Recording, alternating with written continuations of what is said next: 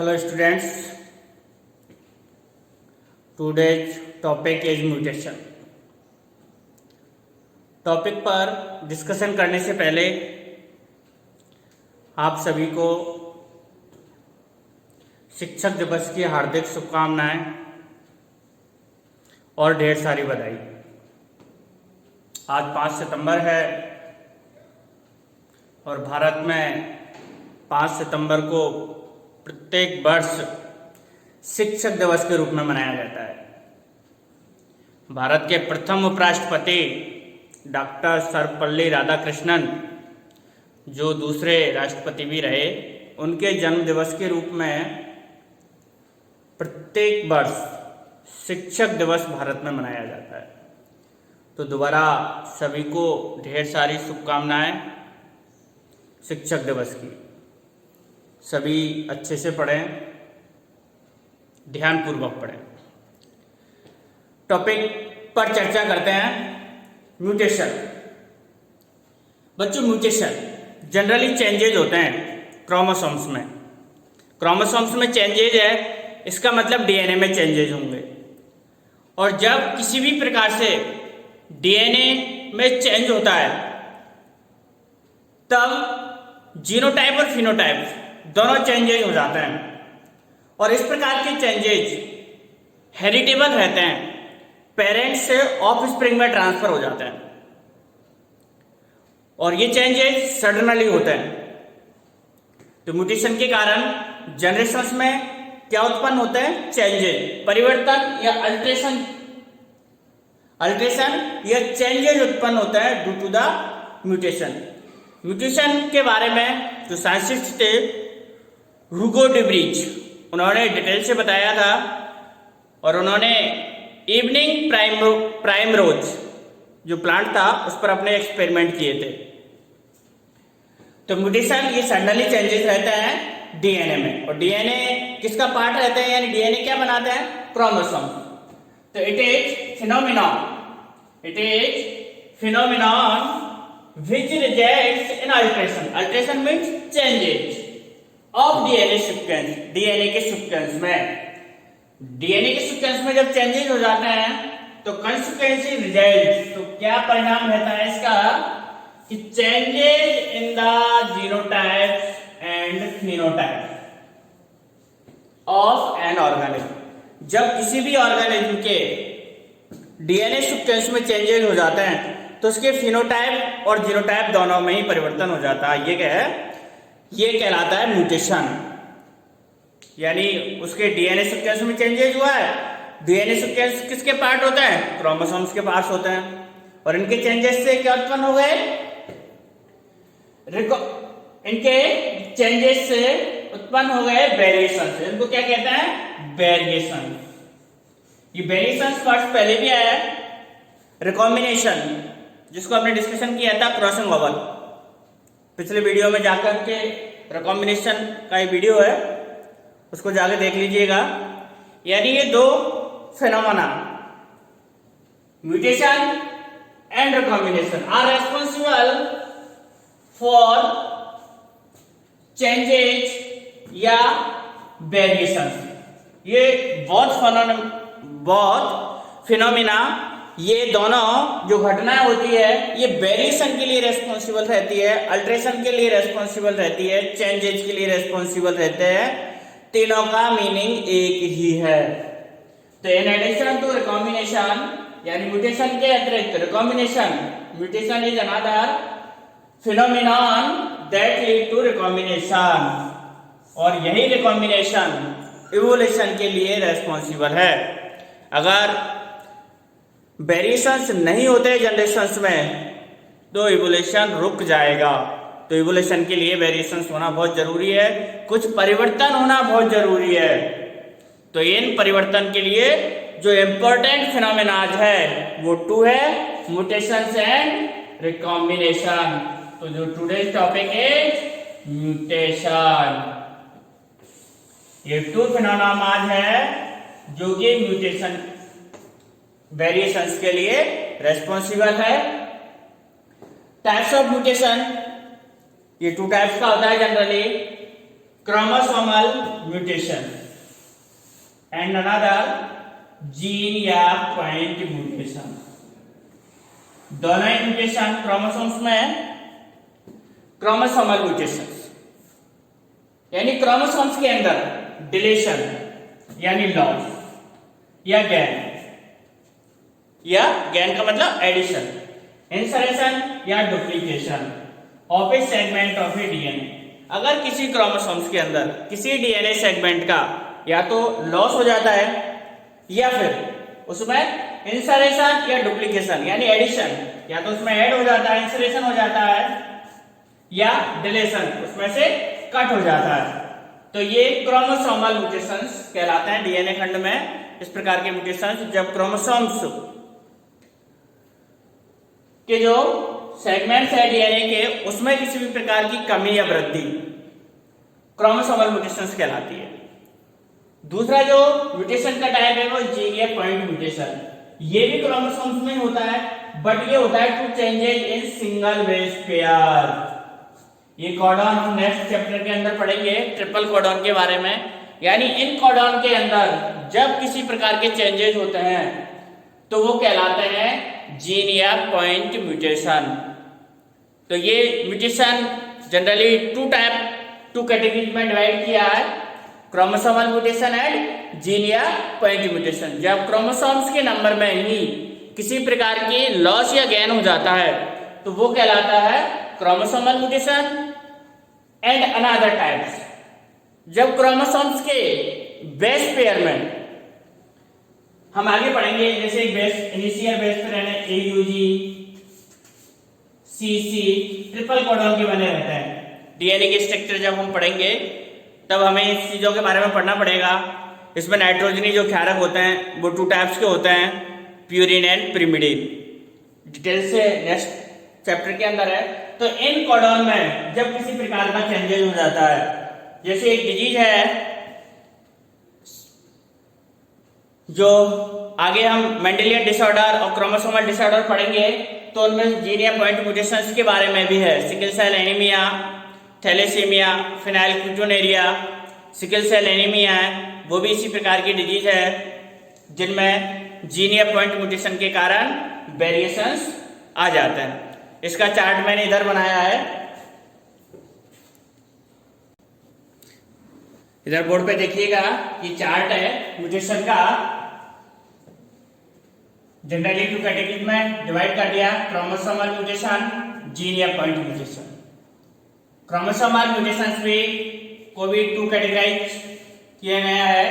एक तो इसकी स्ट्रक्चर में अगर किसी प्रकार का चेंजेस हो जाता है, संरचना में ही अगर क्रोमोसोम्स की में चेंजेस है तो ये क्रोमोसोमल स्ट्रक्चरल म्यूटेशंस कहलाते हैं।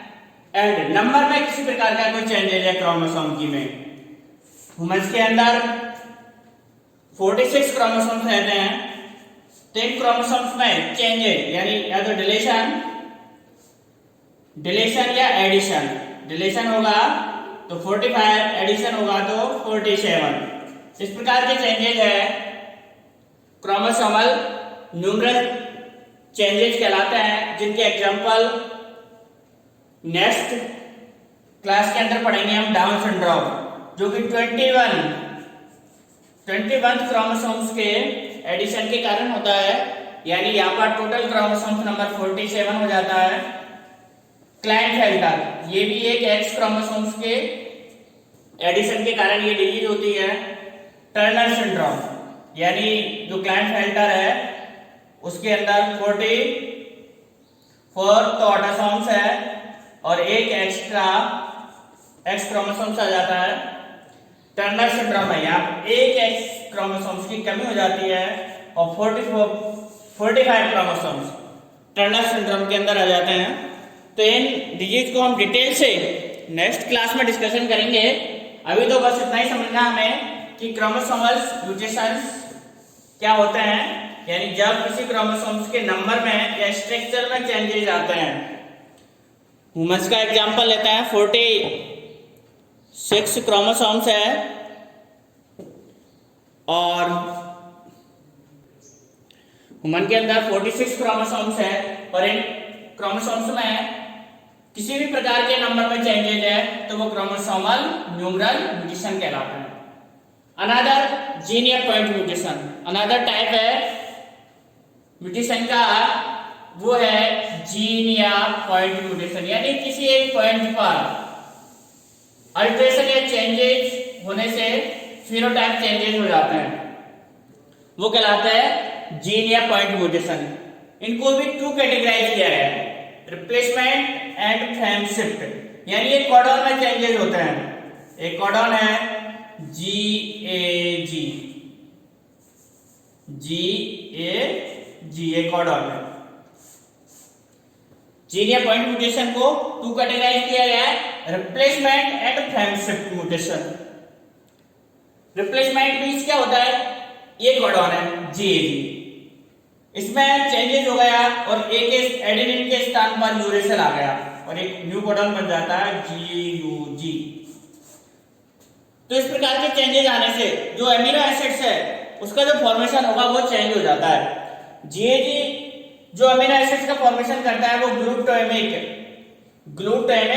अमीनो एसिड्स है, glutamic amino acids, and GUG जिस अमीनो एसिड्स का फॉर्मेशन करता है वो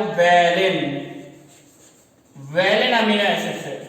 तो चेंजेस हो गए एक कोडॉन के कारण ही, एक नाइट्रोजन क्षारक के चेंजेस होने के कारण उस कोडॉन का फंक्शन चेंज हो जाता है, उसके द्वारा किया जाने वाला कार्य चेंज हो जाता है।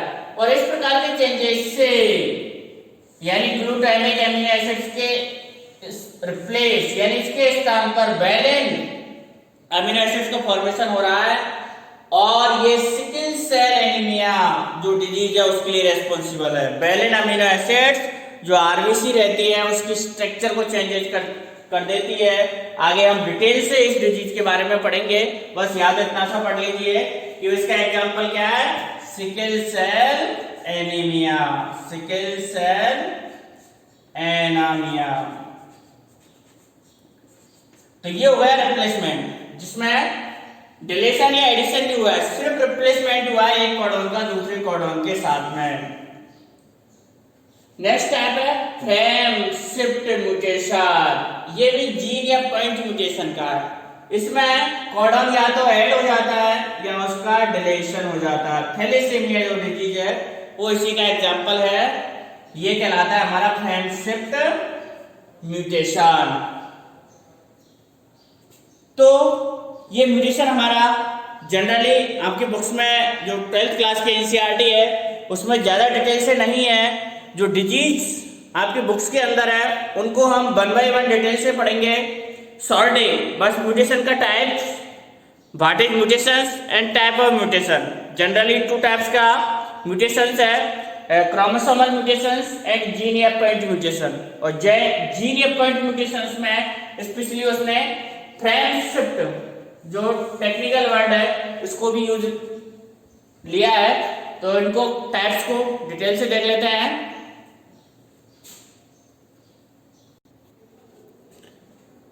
बच्चों जो टाइप ऑफ म्यूटेशंस है ये ज्यादा डिटेल से आपकी बुक्स के अंदर नहीं है। जो 12th क्लास एनसीईआरटी बुक्स है बायोलॉजी की उसमें बहुत ही शॉर्ट में म्यूटेशंस को एक्सप्लेन किया है, मोर डिटेल्स नहीं है इसकी, तो हमें ज़्यादा डिटेल्स में पढ़ना भी नहीं है।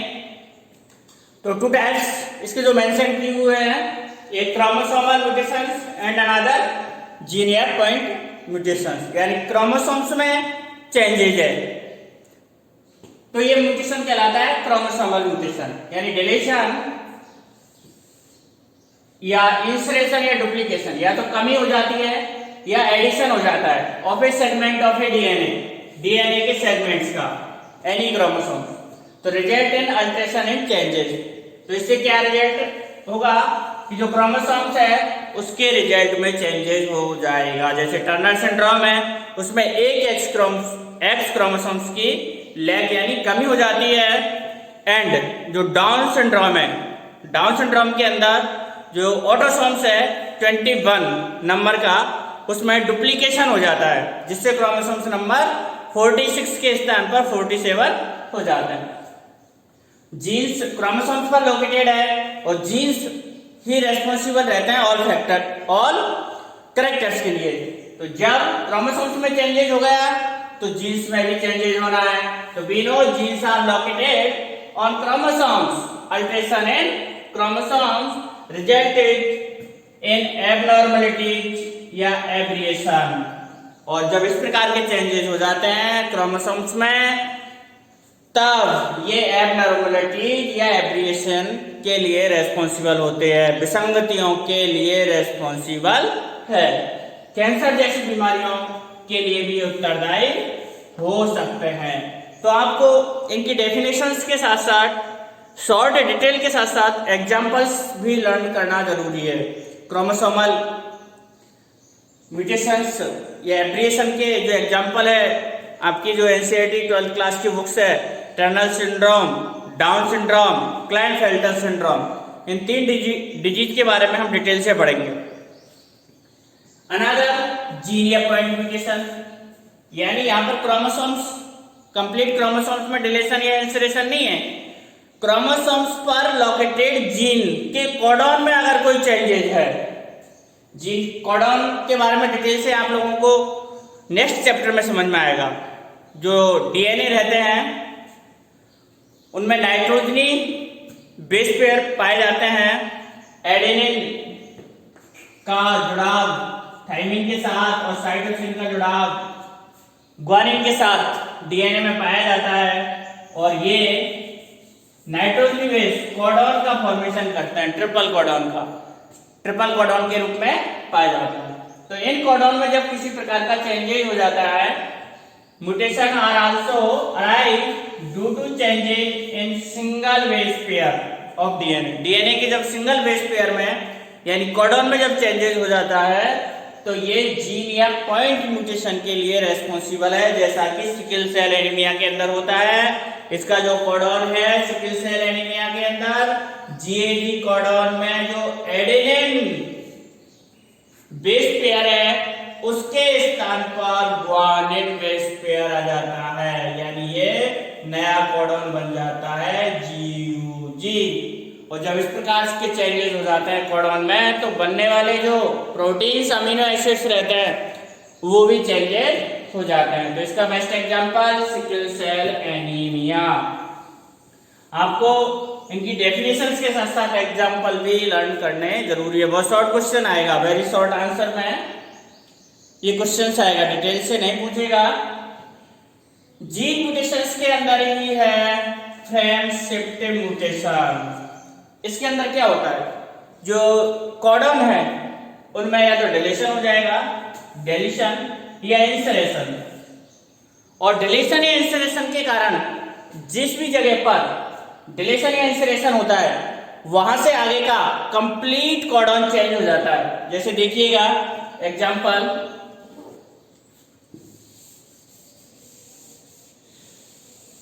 फ्रेम शिफ्ट म्यूटेशन का ये कोई कोडॉन है, CC GG A UG, कोई भी मान लेते हैं एग्जांपल के तौर पर हमने ले लिया, और UU ये कोडॉन, इसमें एक यहां से ये कोडॉन चेंजेस हुआ है, तो UU ट्रिपल A और CC, तो ये नेक्स्ट कोडॉन भी चेंजेस हो जाते हैं, ये कोडॉन भी चेंजेस हो जाएंगे, और यहाँ से बनने वाली जो प्रोटीन्स है, अमीनो एसिड्स है, वो भी चेंजेस हो जाती है नेक्स्ट, यानी इस पॉइंट से। इसलिए तो इसको फ्रेम शिफ्ट कहा गया है, आगे से पूरा शिफ्ट हो जाता है, जहां से भी कोडॉन चेंजेस होगा उससे आगे का पूरा कंप्लीटली अमीनो एसिड्स का फॉर्मेशन है वो कंप्लीट चेंज हो जाता है, इसलिए ये फ्रेम शिफ्ट म्यूटेशन कहलाता है, जिसका बेस्ट एग्जांपल थैलेसीमिया डिजीज है। तो बस इतना सा लर्न कर लीजिएगा, फ्रेम शिफ्ट इसमें ड्यू टू डिलीशन या insertion of base pair of DNA. तो बच्चों ये टाइप्स थे, इनके अलावा म्यूटेशंस के लिए कौन रेस्पॉन्सिबल है?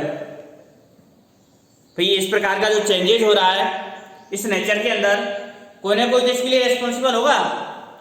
आप लोगों ने नागासाकी, हिरोशिमा जो घटना वर्ल्ड वार के दौरान हुई थी, सेकेंड वर्ल्ड वार के दौरान अमेरिका ने जापान के 2 शहर तबाह कर दिए थे। उन पर 2 बम गिरा दिए थे, नागासाकी और हिरोशिमा ये शहर थे। तो उसका क्या कनेक्शन है, यानी वहां पर जो एटम बम डाले गए थे उससे जो रेडिएशंस निकले थे, इतने समय बाद आज भी उनके प्रभाव देखने को मिलते हैं। यानी वो रेडिएशंस जीन में कोई किसी न किसी प्रकार का चेंजेस कर देते हैं, और जब वो जीन में चेंजेस कर देते हैं तो जीन के चेंजेस से जनरेशंस में चेंजेस हो जाते हैं, फिनोटाइप में चेंजेस हो जाते हैं। तो हम उसी की बात कर रहे हैं कि इन म्यूटेशंस के लिए रेस्पॉन्सिबल एजेंट या फैक्टर्स क्या कहलाते हैं। तो इस प्रकार के रेस्पॉन्सिबल जो एजेंट्स है वो एनी फिजिकल हो सकते हैं, अल्ट्रावायलेट रेज की तरह, एंड केमिकल, किसी प्रकार का कोई केमिकल भी हो सकता है जैसे मस्टर्ड गैस वगैरह। तो ये फैक्टर्स दैट इंड्यूस म्यूटेशन, जो कि म्यूटेशन को इंड्यूस करते हैं, ये क्या कहलाते हैं, म्यूटेजेंस कहलाते हैं। इनके एग्जांपल भी लर्न कर लेना, जैसे अल्ट्रावायलेट रेडिएशन, ये म्यूटेजेंस का एग्जांपल है। तो बच्चों ये म्यूटेशंस के बारे में था, यानी म्यूटेशन क्या होता है, म्यूटेशन के types and responsible factor of mutation. तो म्यूटेशंस के जनरली हमने ब्रॉडली 2 टाइप्स पढ़े। ये हम टर्म की बात करें तो क्रोमोसोमल म्यूटेशन, जीन या पॉइंट म्यूटेशन था सेकंड नंबर का, और थर्ड फ्रेम शिफ्ट म्यूटेशंस। और इन म्यूटेशंस के लिए जो रेस्पॉन्सिबल एजेंट है या फैक्टर है वो म्यूटेजन कहलाते हैं, और उनके बेस्ट एग्जाम्पल अल्ट्रावायलेट रेज, ये फिजिकल फैक्टर हो गया। केमिकल फैक्टर्स की बात करें तो मस्टर्ड गैस वगैरह, ये सभी फैक्टर्स रहते हैं जो कि म्यूटेशन के लिए रेस्पॉन्सिबल होते हैं। म्यूटेशंस के बाद जो नेक्स्ट लास्ट टॉपिक है चैप्टर 5 का, वो है डिसऑर्डर, जेनेटिक डिसऑर्डर। क्योंकि म्यूटेशन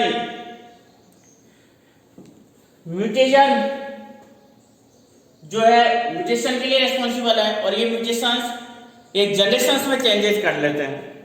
इसलिए इनके अंदर जो एग्जाम्पल है वो जेनेटिक डिसऑर्डर के एग्जाम्पल भी इन्हीं के अंदर आते हैं। तो जेनेटिक डिसऑर्डर्स के एग्जाम्पल्स को डिटेल से हम पढ़ेंगे, और वो एग्जाम्पल 2 टाइप्स के होंगे, Mendelian disorder and chromosomal disorder.